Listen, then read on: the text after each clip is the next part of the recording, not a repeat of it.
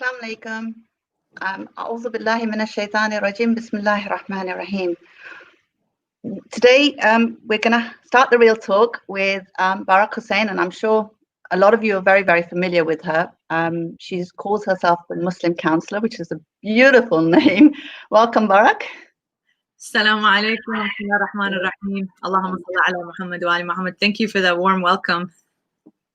I'm just going to ask you to introduce yourself to those who don't know you. Just a brief introduction so they get to know you a little bit before we start. Assalamu alaikum. Again, it's great to be back in London, this time virtually. We've had to do these types of programs these days, subhanAllah, during these times that we're experiencing. So again, when people ask me that question, I almost have this automatic response of what I do as a therapist and introducing what I do as a therapist to the client. So when I'm asked to introduce myself this way, it's almost like I have to take a step back and say, oh, this is the real world. I'm not in a clinical setting where I have to talk about this is a private confidential space and this is what we do. So this is definitely an open space where we're inshallah going to be having some really good discussions today. So alhamdulillah, I've been the international student counselor at Carleton University's medical clinic for the past 11 years now.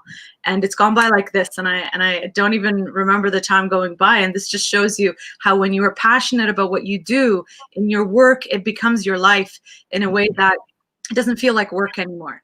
So I could say that that's been part of my experience. And so as a therapist, what I do with clients is I have one-on-one sessions where we do talk about very difficult things. It could be anything from anxiety, suicide, bullying, relationship issues. And because I work with the student clientele, student issues as well. So fears about the future, their academics not doing well, doing things for their parents or studying for their parents rather than what they want to be doing. So all sorts of things. So this is what I do during the day, so to speak, my 9 to 5. And so I did, my background is in psychology and in clinical counseling from my graduate studies, where I was trained to be a psychotherapist. And I'm also part of a designated college, just like doctors or lawyers or social workers and so on. And also within the clinical setting, in a medical clinic, you get the amazing opportunity of working with doctors, right? With psychiatrists, nurses. So it's a very holistic approach. And this is something that I've always been drawn to in terms of the holistic approach towards helping somebody. And within that aspect, we do groups as well. So group work could include, it could be psychoeducational on stress management. We've done a few things now on exam anxiety, COVID stress, and my other colleagues also do things from mindfulness to self-development, emotional regulation. So this is also part of the work we do during the day. So this is 9 to 5. After 9 to 5, in addition to having a life and family and other types of responsibilities, I do a lot of work through the medium of the Muslim counselor, which, believe it or not, a friend of mine coined that for me. A non-Muslim friend, by the way. She coined the term. Yeah, and she was saying, you know, a lot of the stuff you share on social media about mental health is really good. Why don't you create yourself a medium to actually do it more formally that way? And because she's in advertising and promotion, she coined the term. And again, like I said, she was not of Muslim background, bless her, but she said this could be a really good medium for you to connect with people, to talk about these issues. And so that's what happened years ago.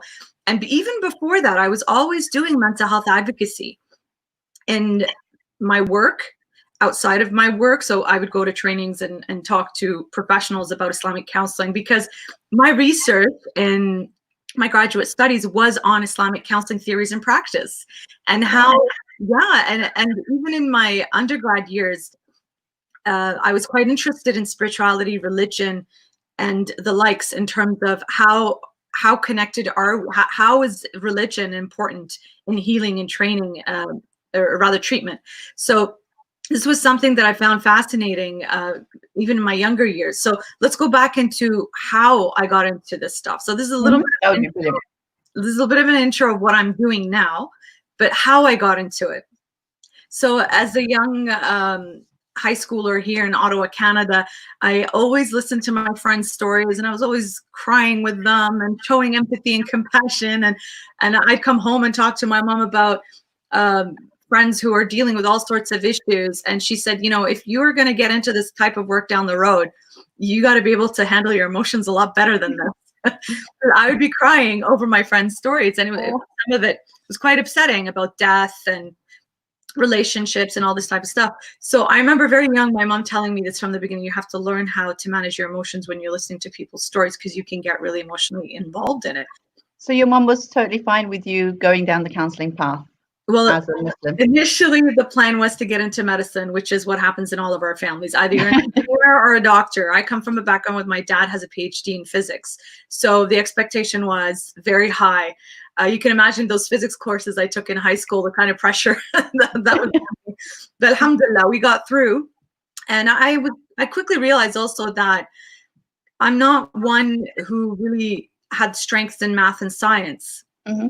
I knew that early on. I was more doing well with the social sciences, the psychology, the English, writing and reading and speaking.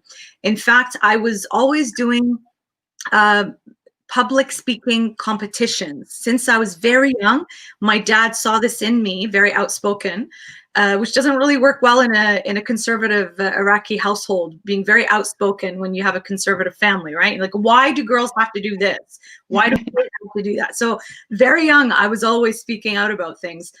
But my dad noticed that, and he encouraged me to nurture that through the public speaking competitions. But I did them in a third language, French. Wow. Yeah, because the first year we came to Canada, we actually settled in Quebec. And it was a very heavy experience as a 9-10-year-old coming to a place that mom was the only hijabi and we were dark skinned and we looked different than everybody. I remember even as a 9-year-old walking to the mall, like being at the mall, and people would look at us. And I remember that thought of, oh, we are the freak shows. Here we are. We are the freak shows, because my mom wore hijab and a manto at the time. So even very young, I noticed the discrimination and how people looked at us. And I wasn't wearing hijab yet at that point.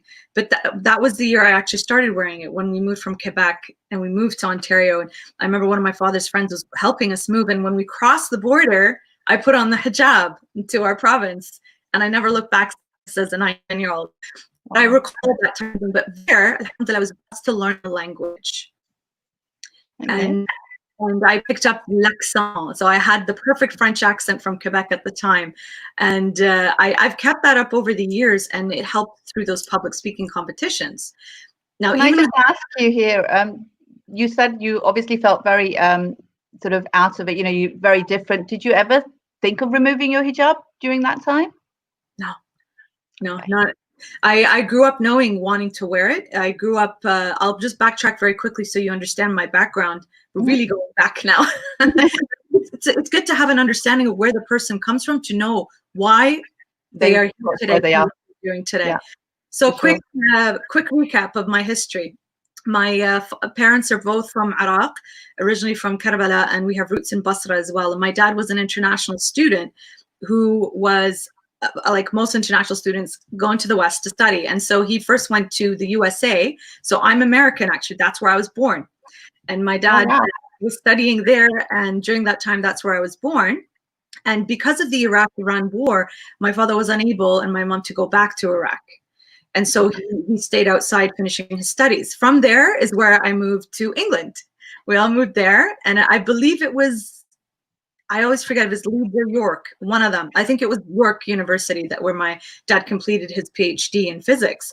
And so so you've actually lived in London as well? Not in London, but we used to come to London. Well, in England. Yeah. And I have vivid memories up until the age of 5 or 6. How can you forget England?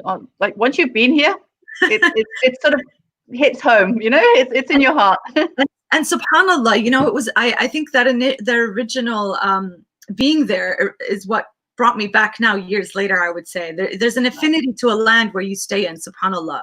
Whether it's good memories or bad, there's still a connection. And I remember as a child, beautiful memories of green, grassy land, hills, and beautiful farms in the area where we used to live, and green ivy, which is why I think I still have that obsession today. Even if it's artificial, I have green ivy everywhere in my home. I'm in love with that. And daisies. I love daisies because of my early childhood memories of daisies, making daisy crowns. Yeah. But And this stayed with me a lot because after those 5 years where I did nursery school, right, I never picked up the British accent. Surprisingly, I didn't pick up the British accent from the teachers and the culture around me. Why the green stayed with me for so long is because afterwards my father got a post at a university in Algeria. Yes, it was Algeria first, where we stayed a year, and that's where I started my formal education. So I had Arabic Islamic exposure there, and then in between the summers, we'd be coming to England and London, and so my siblings were born during those summers. So my brother Bilal was born in London, and my sister Batul was also born in London. We also were in Algeria and Libya after that for 2 years. So up until grade 4. I was in an Islamic setting in school in Arabic, which alhamdulillah founded a lot of what continued later on. During that time, I recall very young wanting to wear the hijab, and my mom, just like I do with my daughter now, wouldn't let me wear it. She said, "You're too young right now." But it was a perfect reverse psychology because I kept insisting, just like I see my daughter doing now. Alhamdulillah, after that, my dad was doing research and in Quebec. So that's where we came to Canada, emigrated here. And my youngest brother was born here. So we do have a Canadian in the family. And so here, alhamdulillah, is where we settled in Canada. However, we were constantly moving as well. And I remember as a child, that constant movement every year we were going somewhere. Of course, it doesn't give you the ability to settle roots. But I remember even a child saying, "Oh, I don't have to deal with those people again. I'm moving." I remember that. It's a really positive way of looking at it. That's one way I remember. And as a child, I guess you do want that connection with people, and sometimes you don't. But again, my memories of Algeria and Libya were the beauty of the nature there, the mountains, the sea, the ocean, where we used to go neck high in our clothes in the ocean. And I didn't get to see that for a long time coming to Canada. Especially because when I started wearing the hijab, but I got the Canadian experience. We had some wonderful French-Canadian friends who were not the typical of what you see, what we hear in the media in terms of racist and discriminatory. No, people were lovely. Till now, I have memories of them where they took us out skating. They took us out to the sugar bush to experience the maple syrup, which is why I always bring maple syrup when I come to England, and candy, because there's an affinity again to that. Yeah. And my mom used to always cook.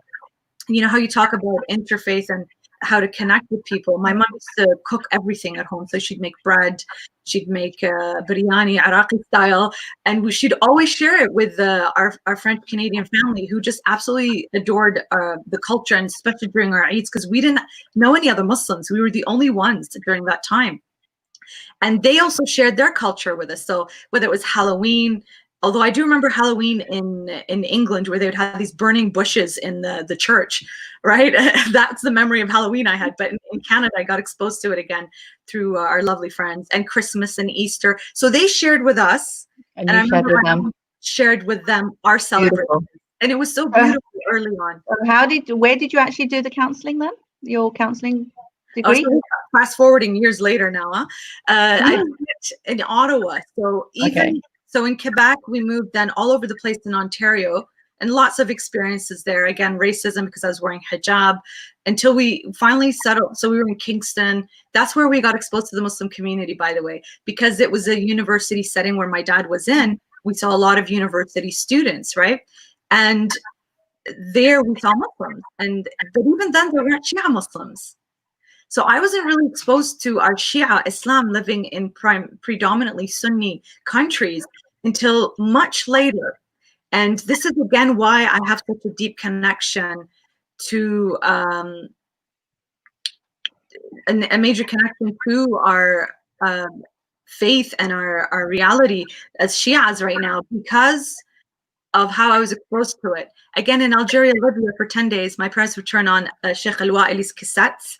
And I would see them cry, and I didn't understand why. And Mom explained to me, why is it that, why is it now that during these days we are commemorating? Why is it that we're crying? What's happening? And so she would tell me the story of Imam Hussain, and that stayed with me. But I never really got to see it at a congregational level until we moved to Kingston. And it was there that we were closer. So this was in the province of Ontario. And they have a very famous university there, Queen's University, where my dad was doing research. And from there, during Muharram, I recall our parents would drive 2 hours over to Montreal, which had a really good, well-founded Shia community. So there, I was exposed to the Hussainiyya, I was exposed to Karbala style latam, and it changed my world. How old were you then? I was grade 7, 6 and 7. So I was around 11, 12. 11. Yeah. And I remember my baby brother being thrown at me by my mom so she could go join the latam. And I had to stand there with a straight face, like this was normal that these women were doing the latam. It was the first time I was exposed to it like that. And I had to pretend it was normal, and meanwhile inside I was freaking out. What is my mother doing? But look at this. At this point, I was 11, 12 years old. My mother has not been back to Karbala for 12 years at this point. Wow. And for her, I'm getting emotional just thinking about this, because I know how this feels like being apart. And I'll continue my story and you'll understand why. That my mother got a chance to be connected with a woman who grew up in front of Al-Abbas alayhi salam. Her house was in front of Al-Abbas alayhi salam. For 12 years, she was deprived of that. Hence, my baby brother being thrown at me and her jumping in there. And so guess who was jumping in the next day doing all of that too? Yeah, I'm sure. It touches you. It touches you in a way. I was almost like a convert at this point, like seeing this for the first time and just falling in love with the majlis, the aza. What an expression of love, right? So I remember from that day on vividly, the Husseini in me came out, the Zainab inspiration, it came out. Again, that young, you don't understand the whole story, but the fitrah inside of us, like you connect with it, was unbelievable. And that grew. Finally moving to Ottawa. So this is where we settled finally in Ottawa. We're a family of 2 boys and 2 girls. And we settled here at a time where I was 13, 14, starting high school. So grade 9. And I came from a place before that was very racist in the town of Whitby in the Toronto area. And I was the only hijabi. There was 1 black guy and 1 Indian guy. That's it in the school. And I didn't realize at the time I was actually experiencing discrimination and racism. And I found out later, moving to Ottawa, walking into the school the first day, seeing 10 hijabis around me. I'm here. Alhamdulillah, in that setting, those 5 years, at the time high school for us was 5 years, there's where growth and challenges come in. There's where you question your hijab and try to understand what it's all about. You start experimenting with your clothes, the way you look, what's popular, what's not. And it's very challenging as a young teenager, daughter of immigrants, to go through this. And I have vivid memories again that stay with me. For example, one day during a lunch hour, the school auditorium was turned into a MTV music video stage, where the kids were barely dressed up on stage, moving all sorts of ways to music videos like Madonna. And this is what we call air bands at the time. And I remember hearing, what's this commotion, as I was walking by the auditorium during the lunch hour. And I poked my head in, and of course, shock, what's going on in here, quickly ran out. But subhanAllah, that same night, my community had rented out this auditorium for a majlis Imam Hussain.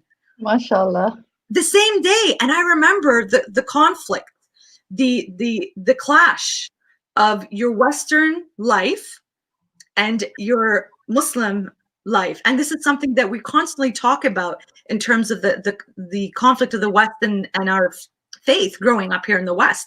This for me was the image of that. That same day, you had 2 complete opposite gatherings on the stage. This stage. Can I ask, sorry to cut you off. Can I just ask, obviously you've been through it yourself. You've got a child who's going through it at the moment now. Yes.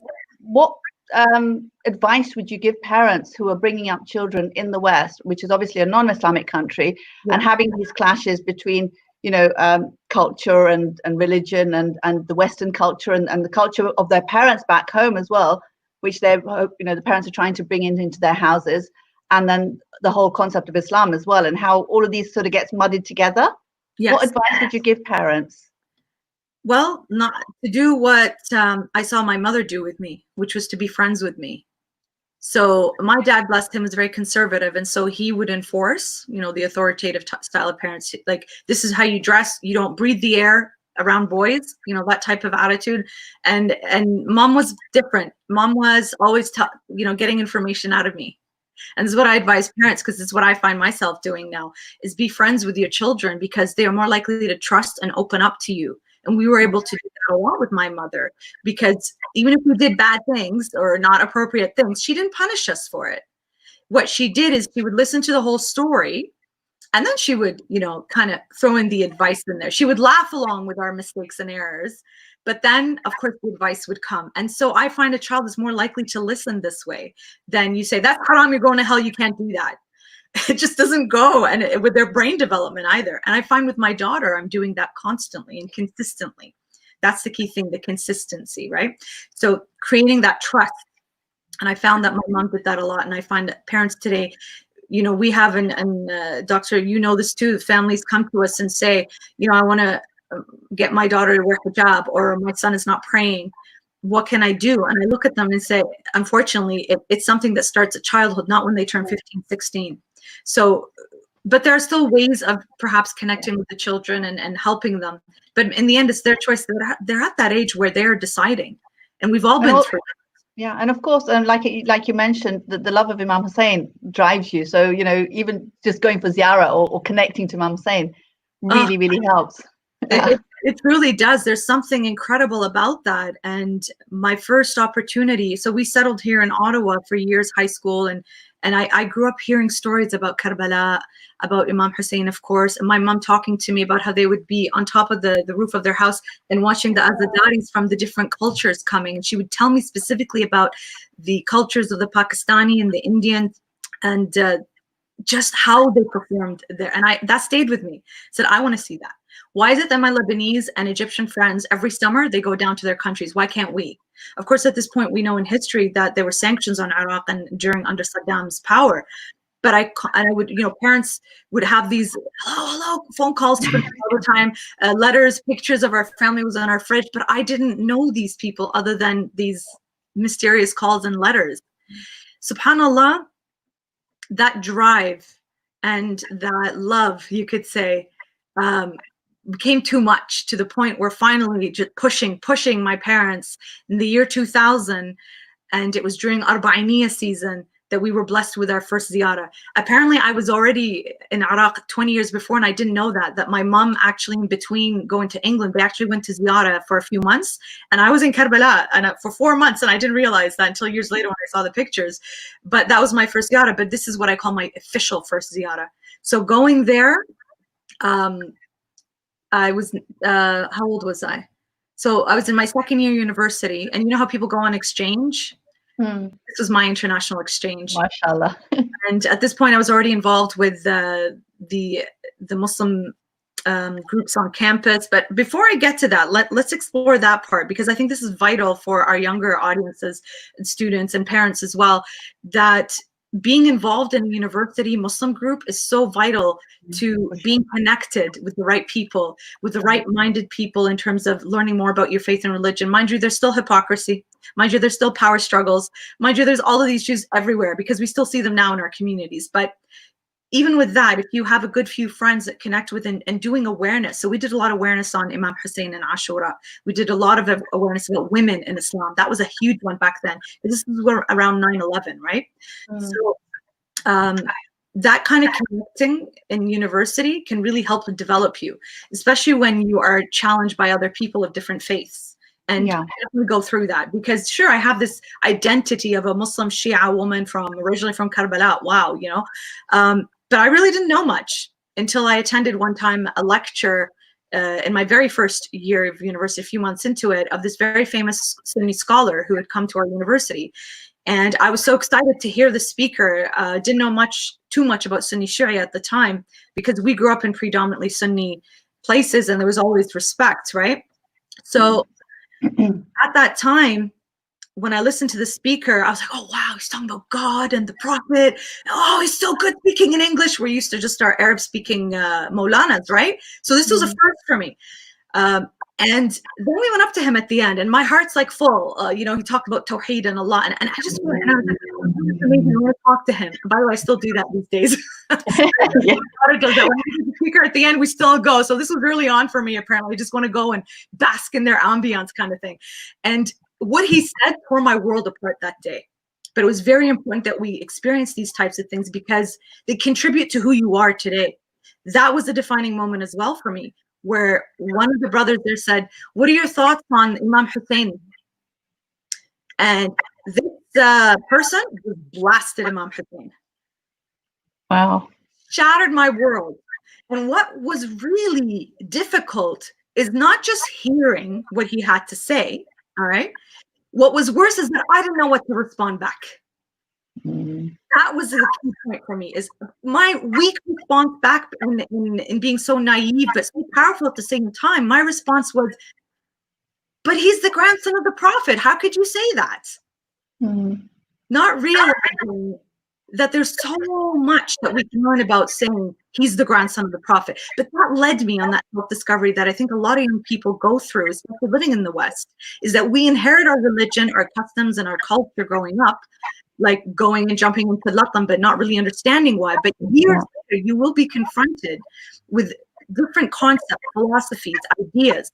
And if you don't power yourself with knowledge, you will not be able to respond back. You'll respond weakly like I did. And that answer, the grandson of the Prophet, led me on a journey of learning more. Alhamdulillah. So you did this. I was walking around the campus that day, just completely, it's so dramatic. It felt like a scene from a movie, just my head down. The sky was dark. And I remember that too. I had vivid images of memories that kind of are the driving force of what you need to do next. Yeah. And that scene stayed in my head is why did that person say that? Why don't I know what to say to that? And so I started reading, and this is when I connected with the Shias at the university at this point, because I realized there's a lot of animosity from our brothers and sisters from the Sunni sect at that time, because they were wrongly educated themselves. So some of my convert friends didn't understand either, and they started reading, and some of them actually came to the path of Ahl al-Bayt when they realized they were constantly being told, and you'll hear this, and this is normal, don't pray with them, they're kuffar, they pray on a stone. So you have to know a different Quran. All of this. Yeah. And so I became exposed to that early on, and it hurt because I was volunteering with them. I was helping with them with their events open-heartedly, and this is how they responded. So I had to educate myself to understand why.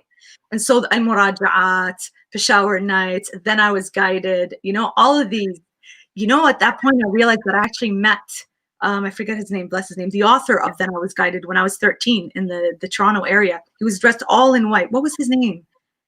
Oh God. He's a famous yeah, I can't, it escapes me. Al-T something, I know the name, it just slipped my mind. But he had a huge impact on me growing later on when I had to read about all of this, right? And it just it opens up your mind. So this is what it means to be a follower of Imam Ali. This is what it means. And so for the next few years, I proudly wore my Imam Ali safe, front, like people would look at that and be like, yeah, you see a lot of that now with our youth. It's part of our growing identity, and then the hijab. And back then, Shia hijab was very distinctive. We wore the square hijabs and then pinned here. That was the look we had. A Shia by the way they wore that. A Shia brother by the saif of Imam Ali. Although, I kind of realized after a woman can't wear a necklace where in front of her chest area. Although I always practice, alhamdulillah, wearing hijab this way in terms of covering the front. But it's just this area here is just, you just can't do that. You can't wear Imam Ali sword there in that area for women. Sorry, You can wear those bracelets and things, right? That's a yali and stuff. Well, you can wear it, but under. I still wear it all the time, but under. So things like that in our growing identity, you want to show who you are, you're proud of who you are, but you also have to be educated about it in terms of how you present it appropriately. And that's just normal part of growing up, youth. So can I just ask you something from what you said? Sure. Obviously hijab's very, very important to you. So as a counselor, how does that work? I mean, I'm sure you're not just seeing Muslim patients, and even if you are seeing Muslim patients, I'm sure that there's that concept of do you really know what you're doing? Are you fully qualified? Are you, you know, all the time. How that goes, yeah. All the time. So, you know, I'll answer that question, but I think I'm on a roll with the chronological story here of how to answer all of that. And I will keep that in mind to answer that, because that's the thing. As young Muslim women, when we go into fields of studies, we see differently now, but overall it's the sense, well, what's the point of having this degree? You're going to go home, get pregnant, barefoot, 10 kids. And you have this misconception around Muslim women, just this is their role. As conservative as my father was and still is, bless him, he didn't differentiate education amongst the four of us. You go hard. That's it. Education and home, nothing else in between. We didn't do extracurricular. We didn't do sports. We actually had to sneak in, trying out for sports to see if we were good enough. And then I'd have to quit after, because dad couldn't see me as a hijabi running across the soccer field. As you say, football. That also was defining for me to answering this question, because somehow there were limits on what a hijabi Muslim woman could do and what she should be doing instead. And I constantly fought that. I didn't agree with the conservative ideas, because there's Islam and there's culture. And then people put on us what we should be and should not be doing. Obviously, there are things that cross the lines of modesty that it's just logical that, it's not appropriate to do. And going into education, psychology, and then doing my graduate studies, I got more pushback from the community, let's say from where I was studying in the Western universities, because a lot of people would ask me, why are you studying psychology? The Iraqis would say, and I'll translate, you're going to be just as crazy as the people you're going to be treating. And that's what, as soon as people hear psychology. But the path that I took with psychology was actually encouraged to me by a student who had gone into medical school, and when they came back to our high school to talk about their medical school experience, I told him my fears. I'm not good at science, I'm not good at math, but I want to, do this. And his answer to me, again, a defining moment, was, are you stupid? Like, what do you mean? He actually said those words. Do music, do an arts program, do anything, take the prerequisites you need for the Ottawa School Medical School, and you apply for it. That's it. You don't need to take a biomedical engineering degree to get into medicine, especially if I was planning on doing psychiatry. So that was the route I took. I did my psych courses, and I took the prereqs for the medical school. And during that process of spiritual growth, learning Islamic, hijab, you encounter all sorts of things. But I also encountered the fact that, I don't necessarily have to go down this path. Medicine is not for me. I want to help people, not through the cell, but through the soul. And that was huge. It was a huge defining moment, again, in terms of why I'm doing what I'm doing, and especially as a Muslim. And I'll tell you why. Because once I redirected my path into not applying for medical school, and again, a dramatic moment when I had printed out the medical school application and I had the phone in the other hand, and I was working as a job search assistant at the career services at our university at the time. And I was sent to go learn more about the graduate studies for the counseling program for our students. But God sent me there for me. Because as soon as I was there learning about this program for other students, the information, it was like, this is for me. This is what I'm supposed to be doing. And so I came back that afternoon and told my mother, I'm actually going to be applying for this graduate program, not medical school. And again, I haven't looked back since. In this journey, alhamdulillah, in this journey, there was a lot going on personally as well. I had finished my undergrad studies and had actually moved to Iraq to get married. But that didn't go through because we were incompatible. But that was also incredibly huge for me going back to Iraq. Because remember, when I went in the year 2000, I went during Saddam's time, during Arba'in, which is nothing compared to now. The streets were empty. Bain al-Haramain is nothing what it looks like now, the heavens there that we see. It was just blank ground, like flat grounds. And going back and being connected to my family and my roots and actually going to do ziyarah was, again, very life transforming for me. And it impacted my schoolwork academically afterwards as well, because that's where, again, how you connected religion to psychology. So 2 years later, I went back down. Things didn't go according to plan, because that's life, right? We have to learn that no matter what you plan, God has another plan for you. And it's always better.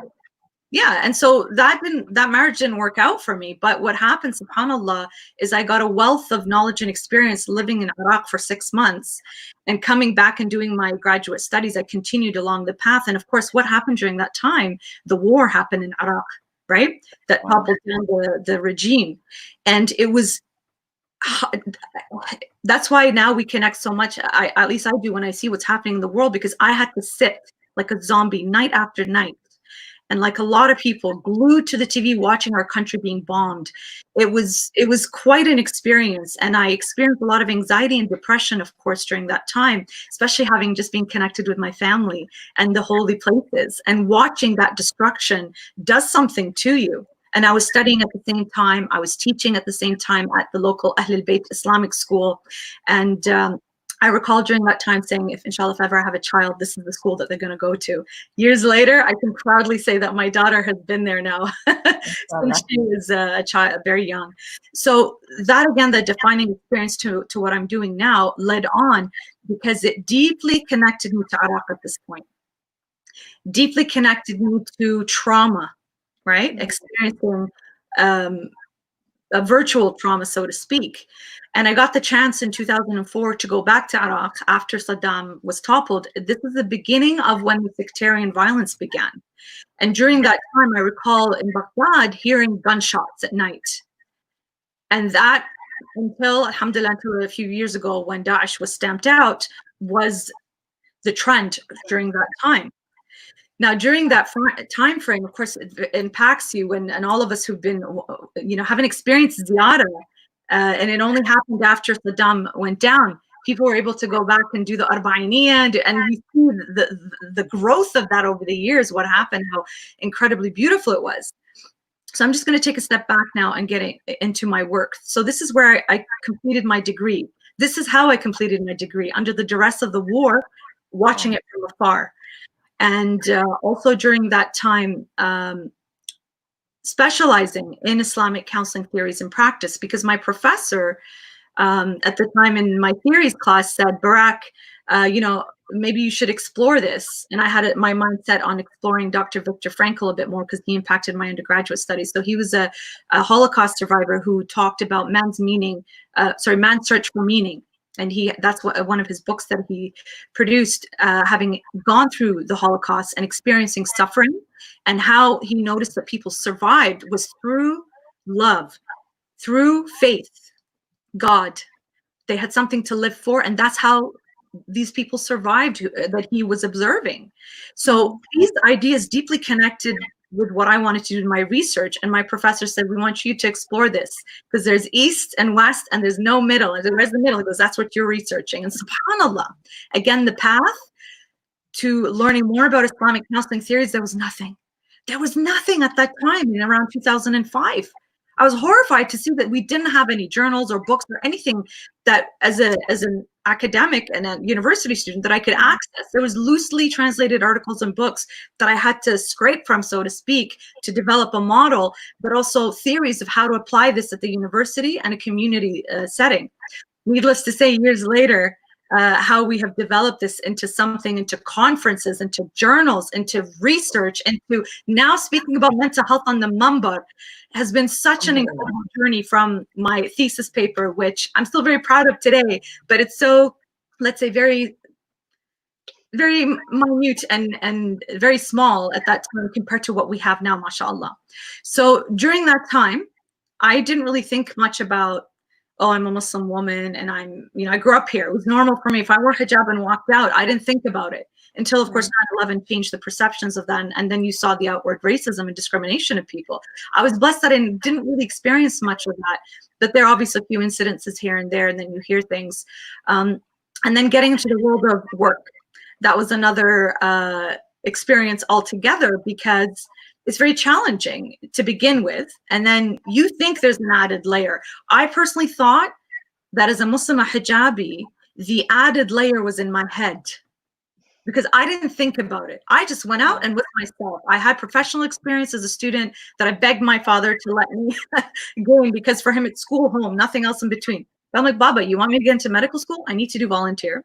I need to have some kind of work experience, because that's really important here in the West. In our countries, it's grades that determine where you go. Here, no, you need experience. So this is the clash with the cultural parents and intergenerational issues, is that you have to negotiate and communicate. And that's something that I tried to do a lot with my family. In the end, he did allow, which is where I was working at the career services and gained my path into discovering my graduate studies. See, everything has a divine influence, you could say, to get you. So moving on to work. Sorry, can I just ask you here, because I think because you brought in this cultural clash that we have. Yeah. One of the questions I wanted to ask you was, as a counselor, how do you actually explain to people when they're coming to you that as Muslims, they're not doing ghibah, because that's not cultural, that's Islamic. And they're very worried about that, obviously, because they're coming to you to talk about something that's happened in their life, and obviously that involves someone.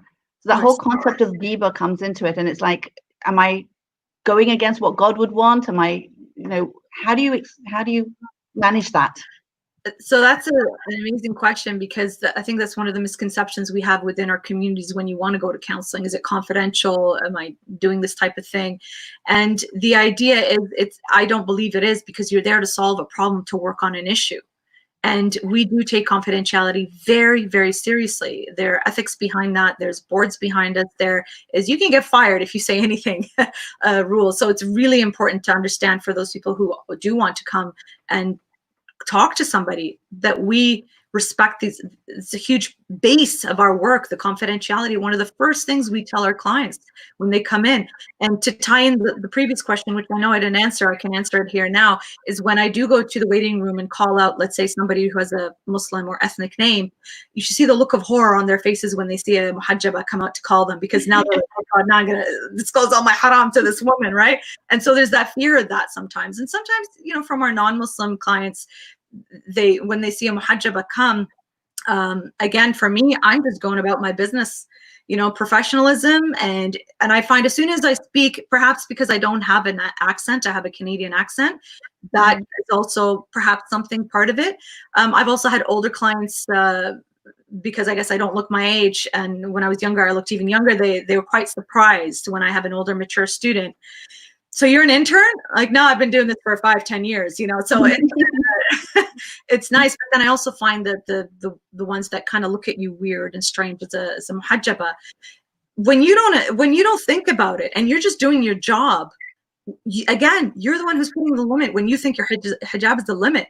In fact, you're doing da'wah to show how strong and educated and powerful a Muslim woman can be when she has the skill set and the confidence. And then this client is coming to you for support and help because they're struggling. And you give them that support on a professional level. But on a spiritual level, especially when you're working with people of faith and Muslims, how powerful is that? How much powerful is that? For sure. I think a lot of the times we try to sort of fit in, and we don't realize that, we're actually losing not only our identity, but our connection with Allah in order to connect to the human being. And that's nowhere near as powerful as, It isn't. I think a lot of young women need to really reflect on that in a different way. If they're putting their limitations on the fact that they're muhajjaba, girl, no. Let me tell you a quick story of how I got my job at the university. And I think how powerful the hijab can be when you least realize it. And we've heard lots of stories of women who wear hijab, how they work and how they got their job. And part of it was because of their hijab. So at this point, I knew I wanted to work in a university setting, because working there as a student before, I loved it. And I was working in different jobs in different fields and related to counseling and advising, HR, career, but not therapy, how I wanted. And so I was working in the government at the time doing HR, and I despised it. I can't sit in front of computers all day, different programs. I need people. And this is not what I studied to do. But you don't say no to a permanent government job. You take it and you network. And that's one of the skills I learned working in a career services, how to network, how to connect and talk to people, creating opportunities for yourself. And day one, I was doing that. I was calling up directors, setting up interviews, trying to get into it. But the government's very stringent with their requirements, and it was very hard to find what I wanted. But at the same time, while I was job searching, this job came up at the university. And I had worked previously before in a contract at my university, University of Ottawa, where I studied. But when you work contract, it's not reliable, right? Like you can be laid off, the contract finishes. And during that time frame, I was very anxious and unhappy working in the government. And also my personal life. I was in an unhappy marriage at that time as well. And so when you have these multiple pressures around you, it really impacts your mental health. And it really impacts your journey in terms of what you're going through. But we all go through these struggles in our lives, whether it's personal, whether it's professional. Like you feel like you're stuck. Sometimes experiencing an anxiety attack can actually change your world. And have always been prone to high levels of anxiety when I have stress. We have to know how our bodies respond to stress. I learned early on in high school when I had my first panic attack in my algebra class. That my body can't deal with certain stressors. This is how it responds. And if you don't take care of your stress, then you get a panic attack. But I remember vividly, again, a milestone when I experienced a really bad anxiety attack at the university. And my doctor said, no more job searching. You're staying home and resting. First thing I did, of course, when I stayed home was look for a job. And the job that I found was this job, the university's international student position. I read through it. Okay, this is a joke, right? Like this has all the stuff that I'm looking for and I'm qualified for and that. And so without thinking twice, I picked up the phone, called the director, because remember, I've been doing that for 6 months. And I asked the director about the position. That is this a permanent job? Is this a unionized job? Because that means people are competing, and I don't want to deal with people who are internally competing for the job. He said, no, actually, the person who was in this job suddenly left, and we did an internal search and we could find a qualified person. So we're doing it externally. I'm like, okay. So my interest peaked. And she said, yeah, the person who left was actually recommending somebody who had knowledge of a Muslim background, because a lot of our international students are Muslim. What? Wow. So here I didn't hold back. I'm like, well, I'm actually a Muslim hijabi, and I did a lot of my research in Islamic counseling and blah, blah, blah. And I developed a job finding club for internationals. I just sold my abilities and skills. And you can hear her at the other end saying, because remember, I've been doing the networking and I knew how to sell my qualifications, how to present myself. So I was trained really well in that, and it just worked with my personality. And so I was able to do that with her. And I remember, subhanAllah, at the end of that phone call, she's like, wow, sounds like this job was made for you. I'll see you at the interviews. I hadn't even applied at this point, subhanAllah. But that's how, when you can sell yourself in a difficult situation, not limiting that this is going to limit you. I used this in my opportunity here, that, hey, I've got the background for this.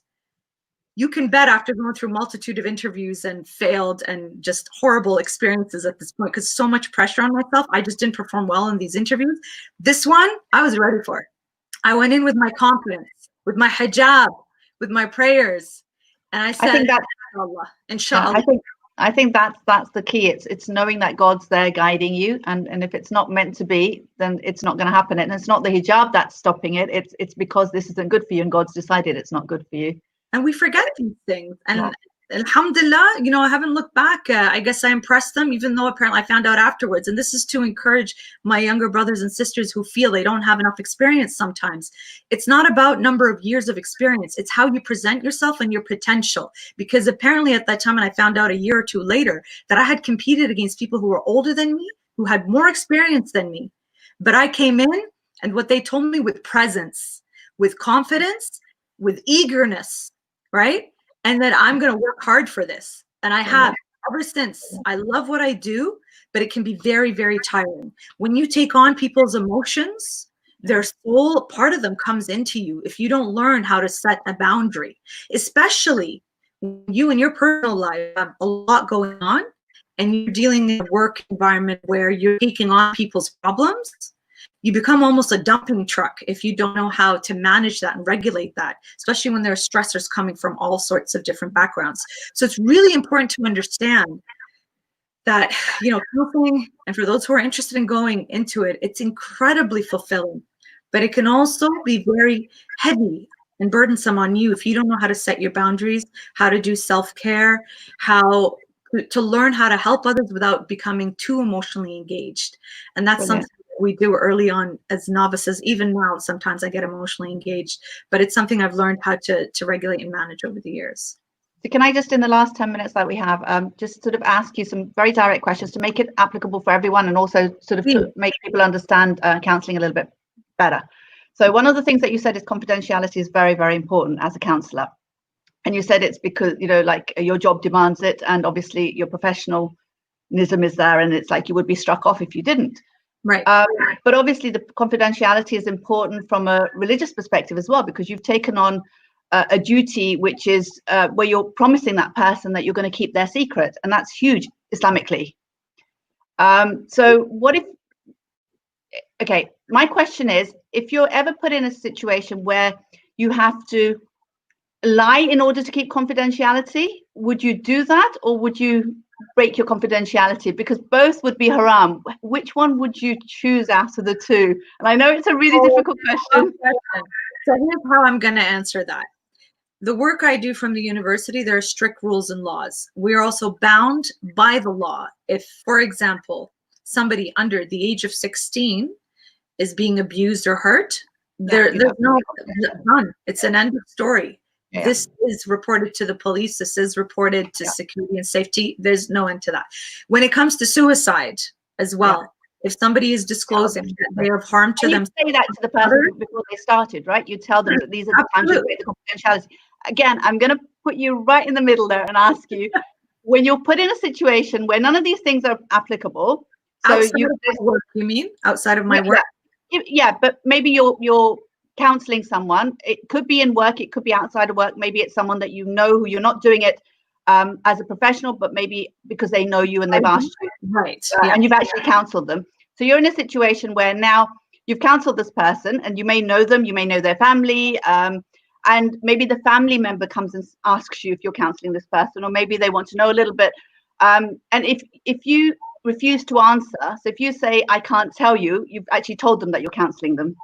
Do you see? So you can't answer. You can't answer by saying you're refusing to answer. So you would actually have to answer. At that point, would you lie, or would you break confidentiality? Which one is the greatest? I would protect the person. I just want to also make it clear that I do not do private counseling at the moment outside of the university. So all counseling that I do is strictly from the university, following their regulations and ethics and what I am bound by my school of board registration. Now, outside of that, I'm constantly, daily getting requests for counseling and advice. What I do here is because, alhamdulillah, there's now a huge network of Muslim mental health professionals, and including our own community, that I would refer somebody to. So I haven't actually been encountered with something like that. Now, hypothetically, here's how I would answer that now, because I have to make this part clear. University work? Yeah, no, of course. No, I think I'm just asking the question to make. I would protect the client. I think that's what I wanted to get across. Make people realize how important confidentiality is to counselors. I think that's really, really important. Absolutely. Okay, so the second question, I know you've talked about the concept of trying to manage all the emotions that are thrown at you as a counsellor. Not everyone's going to go down the counselling route. So how do people in their daily lives manage emotions that are thrown at them from friends, family members, spouses, children? You know, how would you advise them to manage that? And I think you also mentioned, which I think is really, really good, is to know yourself and know how you react to things. Obviously, that's very important. But how do you manage not taking other people's problems onto your lap? And does that actually achieve anything when you take their problems on? It can really challenge you. It can weigh you down. And so what I advise people to do is learn how to not emotionally get engaged. You can still share empathy. You can be supportive and compassionate, but not allowing your heart and soul to connect with the situation. So you can still show all of those things, because, for example, in counseling, we burn out very quickly. Not many people last in this field if you don't know how to do this properly, right? Yeah. So And if you're living in a situation, forget being a counselor, but if you're living in these types of situations, it can burn you out as well. So it's really important to engage in these types of skills where you interact with the person. And I understand that people could be living with an abusive partner or family, or not, let's say, physically abusive, but emotionally, mentally, or they're just not nice people, and you have to deal with this toxicity around you. So you have to learn how to not emotionally get engaged, interact with them. And we also have Salat al-Raham as well, right? So interact with them the basic way that you can, being polite. And we teach people this in therapy, by the way, polite, respectful, Yeah. don't engage too much, and having an outlet to get rid of that stress after, right? Lots of feel good, healthy, halal things to make you feel a little bit apart from the situation. So not emotionally engaging yourself is very important. Setting, and I do this with when I come, I think in Stanmore we did this, or any other place where we sit and we chat and we talk about this. So learning how to separate yourself, right? So separating yourself, and while you do that, you're comforting yourself, not emotionally engaging, and leaving the rest up to him. But being active. What does it mean when you leave it up to him? You do the du'as and the support, but you have to be active in seeking out his help, meaning through people, resources, especially if you are in a situation where there's abuse involved. You have to learn who you can trust to reach out and get that support, for example. So I hope that answers that question. Yeah, no, for sure. And I think also one of the things that maybe would be nice to say is like, as counselors, you have someone else who you can go to offload off, and obviously as parents or friends, you may not have someone else you can go to without breaking the secrecy that friend has given you. So at that time, maybe it might help just to talk to God, so that you feel like at least you're offloading somewhere. And I think that's really important. Or talk to the imam, or write to the imam, or something. Alhamdulillah, within our faith, we have these outlets which we can also use, which helps us to offload. Alhamdulillah. And I can say through my personal journeys of whether it was school, living in different places, connecting with faith and religion, and living through an abusive marriage myself, if it wasn't for that faith, I wouldn't be here today, because that's what kept me strong through the du'as, through the faith, through actively asking for support when you are feeling you are alone and you're stuck, right? So it's really important to utilize these as fast as you can. And can you imagine being in a position where you're helping other people while you yourself are in a position you can help yourself? And I don't really talk about this much publicly, but I feel I can now, because people don't understand that when you start saying things like that, they start identifying you as that's you, and oh, she's speaking out because of that, rather than understanding, no, I've been a professional all along with this stuff, but I also experienced these things. And what I found incredible, subhanallah, I can guarantee you almost every single situation that I've come across from people, in some way or another, I've experienced it. Or let me rephrase that. Every experience that I have had in my life, right after I experience that, subhanAllah, God sends me clients or people who've been in similar situations. That's when you can actually then really empathize properly, because you've been through it yourself, right? I remember when I was studying as a dentist, we actually had to be the patient as well. So you could feel what the patient was going through when they were sitting on that chair. Exactly. So yeah, for sure. It's amazing. I think God is very, very merciful and loving. Before he sends someone to you, he makes sure you're ready for that person in order to help them. Yeah, like even now, like there's something interesting happening in my life that I'm trying to understand and figure out, like being bullied and slandered through cyberbullying right now. And I know a lot of people experience this, and I've spoken about this before. This type of harassment is very common for young people and just anybody, like cyberbullying. And, having the threat of people threatening your reputation and all this kind of stuff. It's fascinating to see where the other end of why people do such a thing. But when you experience it, because I've helped people with these issues, but then when you go through it, it's a different experience. But then you also know what to do to defeat such a nemesis, right? And learning how to be a critical thinker, using resources and supports around you. Yeah. By the way, if you want, I know we're at the 4 o'clock mark, but if you want to talk a little bit more, have more questions, I'm open to it. Well, we have, I think, because Salah time is in about 15 minutes, so we can go on for another sort of 5-10 minutes max, and then we'll have to stop. The comments that are coming in, there's no questions. They're just telling you, literally saying, I don't know if you can read the comments, but they love. I saw them. I just saw them right now. Yeah, so they're really enjoying listening to your experiences and very proud of you. So yeah, subhanAllah, it's amazing. Thank you so much for the support, you know, and it's this kind of love and support along the way from family and friends and people that, like, in all the mental health awareness events that I've done from Australia, all in UK, all down to the US, and even in Iraq, I got a chance to do wellness programs with widows and orphans. When you connect with people, and this is the most important thing when it comes to, let's say, wellness and mental health, it's all about that connection.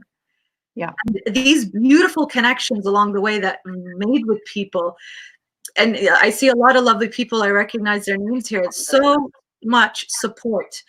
And I think it's because people go through these experiences, and when we don't talk about them, because for the last 10, 15 years, or more than that, when mental health started becoming more of a thing to talk about, there was a lot of shame around that before. How many of us did talk about abusive marriages? How many talked about breakdowns, suicidal thoughts, depression, anxiety attacks, you know, or people, addictions, right?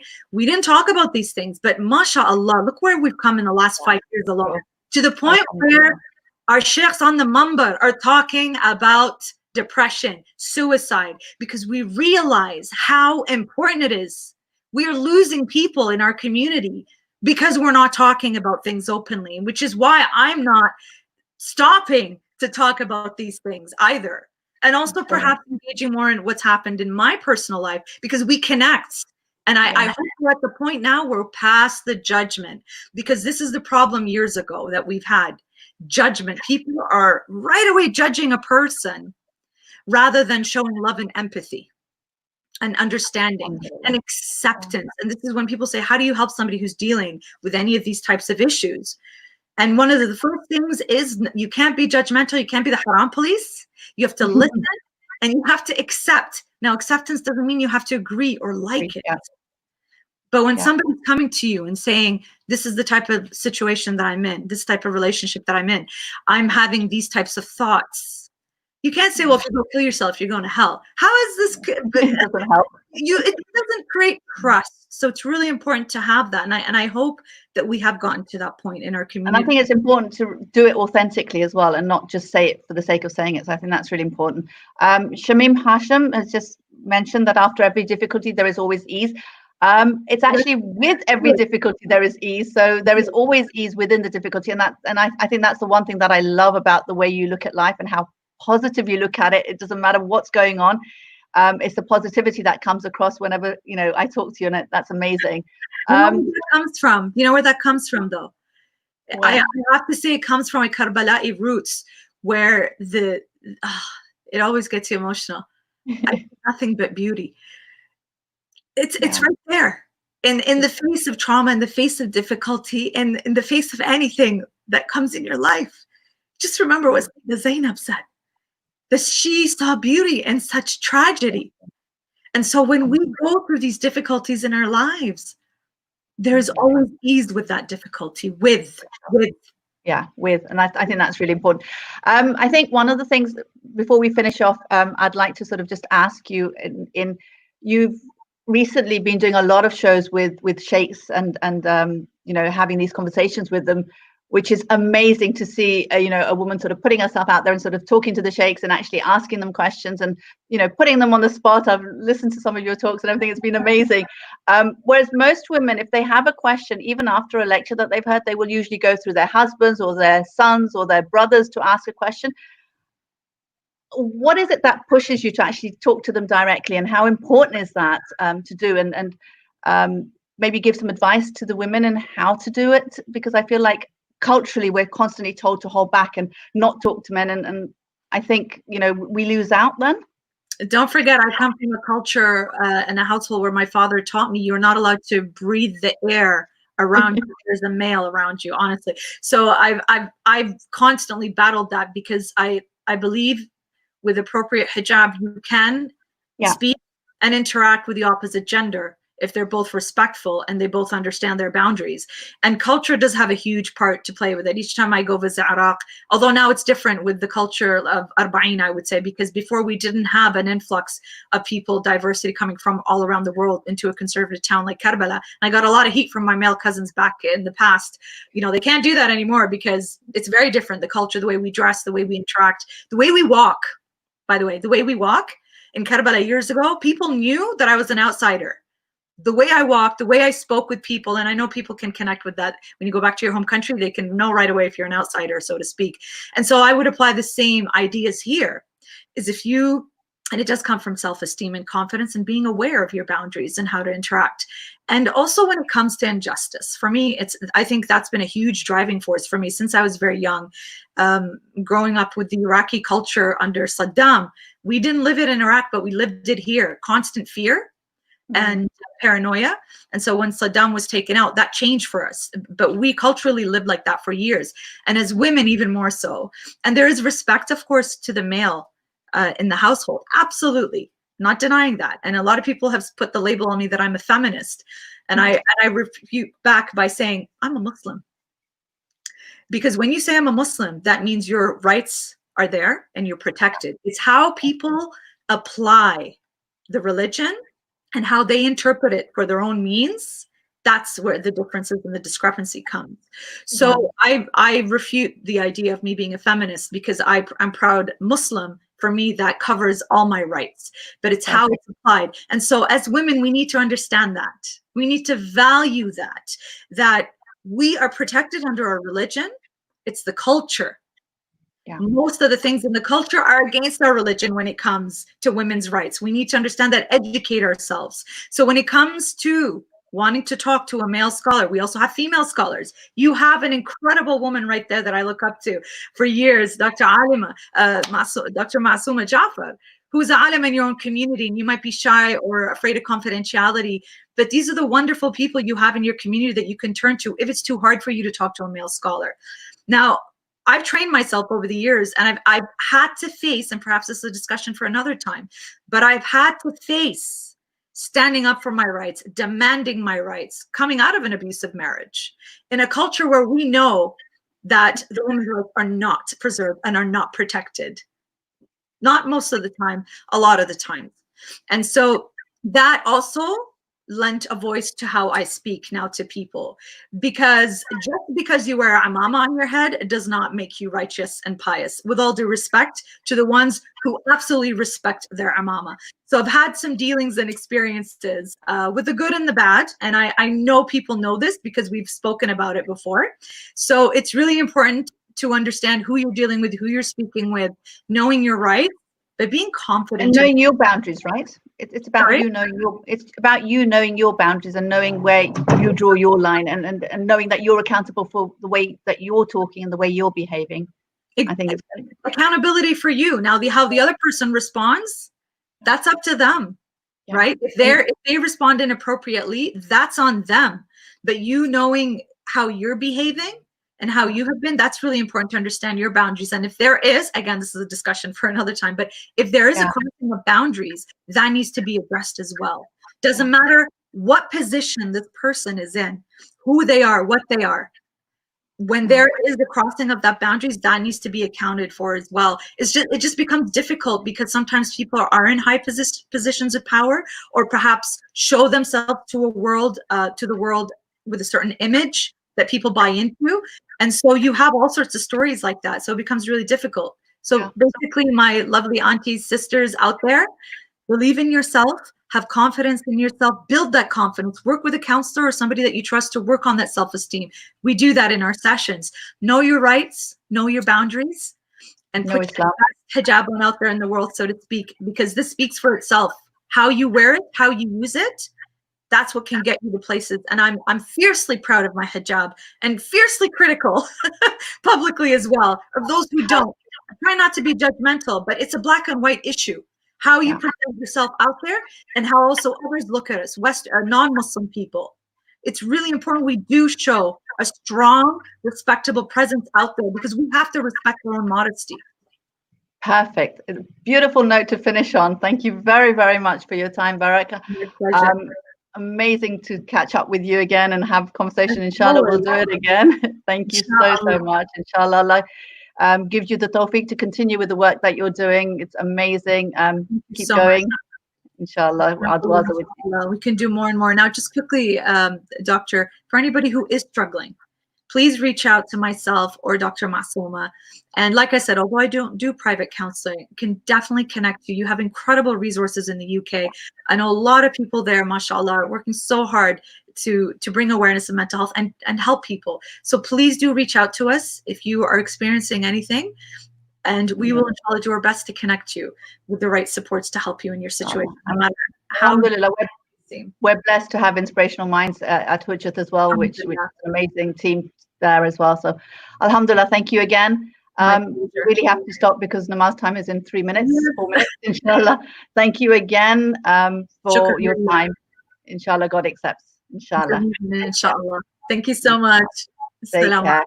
Alaikum salam wa rahmatullah. Thank you for joining us, inshallah.